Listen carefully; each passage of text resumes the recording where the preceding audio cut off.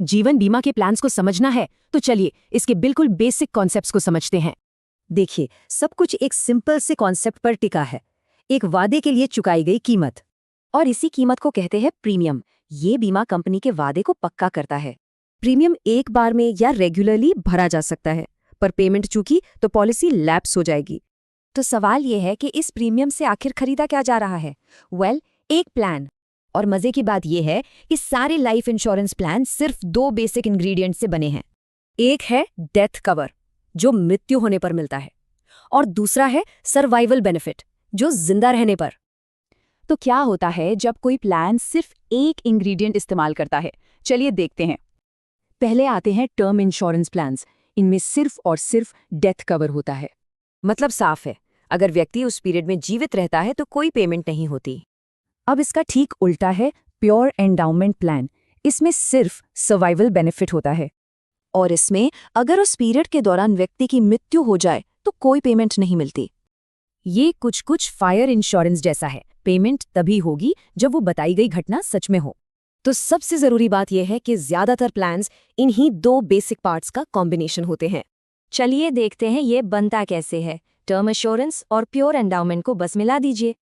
तो ये जो एंडाउमेंट इंश्योरेंस प्लान बनता है, ये अवधि पूरी होने या मृत्यु दोनों में पे करता है। एक और वेरिएशन है होल लाइफ पॉलिसी। ये एक ऐसा टर्म प्लान है जिसका कोई एंड पीरियड नहीं होता। और ये टेबल एक नज़र में इन प्लान्स के बीच का फर्क बिल्कुल साफ दिखाती है। तो सबसे बड़ा टेकअवे क्या है? यही कि कॉम्प्लेक्स से कॉम्प्लेक्स प्लान भी इन्हीं सिंपल पार्ट से बनते हैं। अब ये जानने के बाद एक सवाल उठता है, इन बिल्डिंग ब्लॉक्स का कौन सा कॉम्बिनेशन किसी के लिए सही है? नमस्ते। आज बात करते हैं जीवन बीमा की और समझते हैं इसके अलग अलग प्लान्स को। तो सबसे पहले समझते हैं कि इन अलग अलग जीवन बीमा योजनाओं में आखिर फर्क क्या है। ये बात अक्सर सबसे बेसिक प्लान के बारे में कही जाती है। चलिए वहीं से शुरू करते हैं। टर्म इंश्योरेंस सबसे सीधा और सस्ता प्लान है। ये एक तय समय के लिए सिर्फ प्रोटेक्शन देता है। मतलब पैसा तभी मिलता है जब तय समय के अंदर मृत्यु हो जाए, वरना कोई पेमेंट नहीं होती। तो इसका विकल्प क्या है? एक ऐसा प्लान जिसमें पेमेंट की गारंटी हो। तो फर्क साफ है। होल लाइफ प्लान में पेमेंट पक्का है, चाहे मृत्यु कभी भी हो। एक और ऑप्शन है एंडोमेंट प्लान।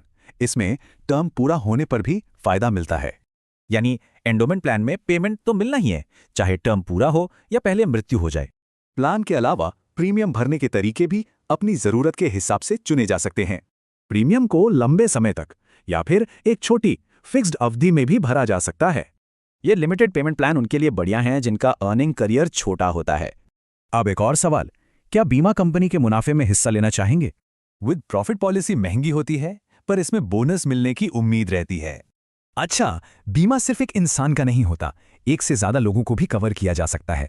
जैसे जॉइंट लाइफ पॉलिसी, इसमें एक ही पॉलिसी दो या ज्यादा लोगों को कवर करती है। पर बच्चों के प्लान्स में रिस्क कवर तुरंत शुरू नहीं होता है। पॉलिसी शुरू होने और रिस्क कवर शुरू होने के बीच के इस गैप को डेफरमेंट पीरियड कहते हैं। और अगर पूरी टीम को कवर करना हो तो उसके लिए भी ऑप्शन है। ये होता है ग्रुप इंश्योरेंस के जरिए। एक ही मास्टर पॉलिसी में बहुत सारे लोग कवर हो जाते हैं। तो मतलब हर किसी की जरूरत के लिए एक अलग रास्ता है। सही प्लान चुनना ही सबसे जरूरी है। जीवन बीमा लेना एक बड़ा फैसला है, पर इसके कागजात अक्सर सिरदर्द लगते हैं। चलिए इसे आसान बनाते हैं। इतने सारे फॉर्म्स देखकर कभी सोचा है ये सब है क्या? चलिए इस पूरे सफर को एक एक करके समझते हैं। इस सफर की शुरुआत होती है प्रस्ताव पत्र से। यही है वो सबसे पहला और जरूरी कदम। ध्यान रहे, ये सिर्फ एक फॉर्म नहीं है, इसे अपनी लिखावट में और एक गवाह के सामने साइन करना होता है।